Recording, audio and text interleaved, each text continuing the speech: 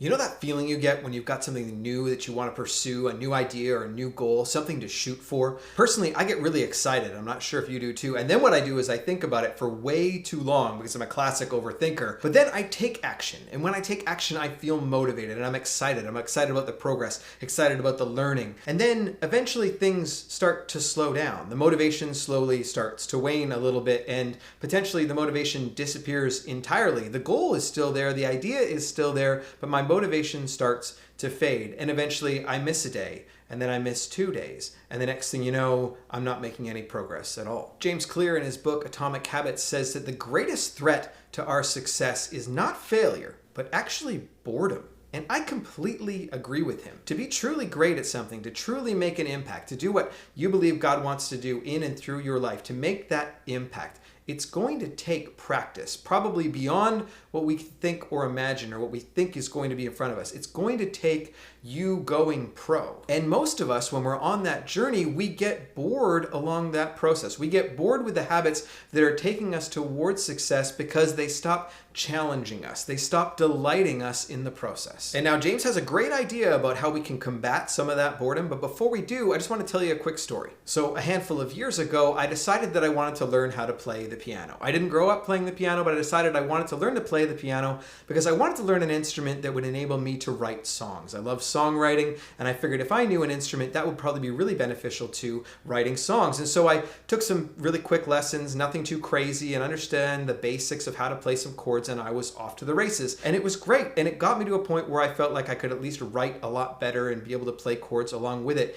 And then slowly that motivation to play the piano started to wane. I wasn't taking any more lessons. I was learning lots of other things around songwriting, but I wasn't specifically focused on the piano, and I started to practice a little bit less and a little bit less. And I started to tell myself, you know what, I can work on my piano skills later. I'll stay focused on the songwriting, and I stopped practicing almost entirely. And I wish I could tell you that this story has a happy ending where I've picked up the piano, gotten lessons, and thrived and really learned to continue to play that instrument. But the reality is I actually haven't played the piano in years. And I tell you this story because I think this is probably a similar story that a lot of us have. Maybe not the piano, but something that you were in pursuit of, some goal, some new skill, something that you were in pursuit of that you started with gusto, with motivation, learned, got some quick gains, really enjoyed it, whatever that was, and then it slowly started to fade.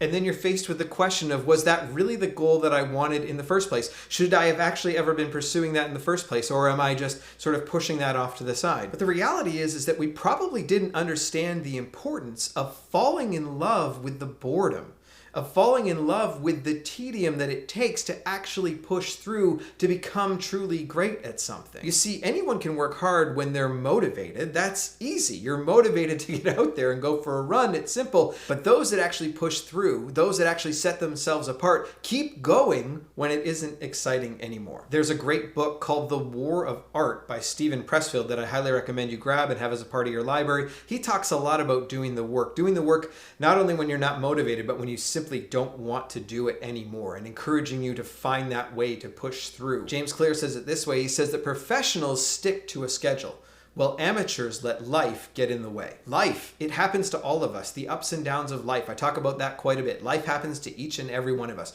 It's how we choose to work through life, the ups and downs, the unpredictables of life, that's going to set you apart. So you've got a goal. You want to go pro. So what's this idea that James has to kind of help keep us on track, potentially challenge us through some of this tedium, through some of the potential boredom, what we're going to get to grow through in the pursuit of that goal? Well, James calls it the Goldilocks Rule. And the Goldilocks Rule states that in order to achieve optimal motivation and challenge and satisfaction, we need to operate within a specific zone. So he says that we need to take on tasks that are not too challenging, not too easy, but just right.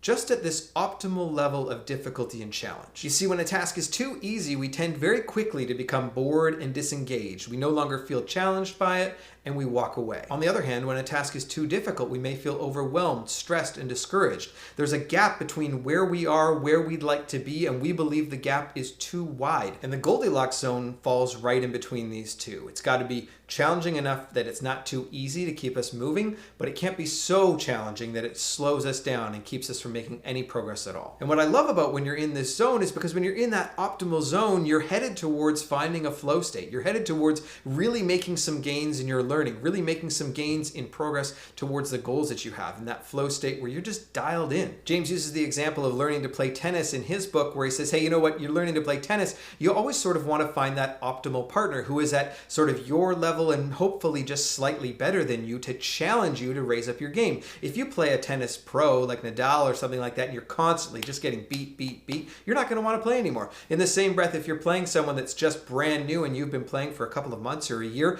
you're going to play for a while, help them build their skills up, but the reality is it's not going to push you. It's not going to challenge you to get better, and you're going to lose motivation. In my own personal example with the piano, as I look back, I can see where if I had engaged my learning, gotten more lessons, pushed myself to incorporate more of what I was learning in the piano into songwriting, I could have stayed more engaged, more challenged, but I let myself get bored with basic chords and I never pushed myself into that Goldilocks zone that James talks about. So is the Goldilocks zone the key to your success? No, but it's absolutely a tool that you can have in your toolbox to help you along that journey, to keep you engaged, to push you, to challenge you. I want you on the path towards everything that God has for you, and I know there's going to be work involved. It's going to take more work than you probably think that it should, but the journey, because it's the path that God has you on, is so worth it. Have an absolutely blessed day.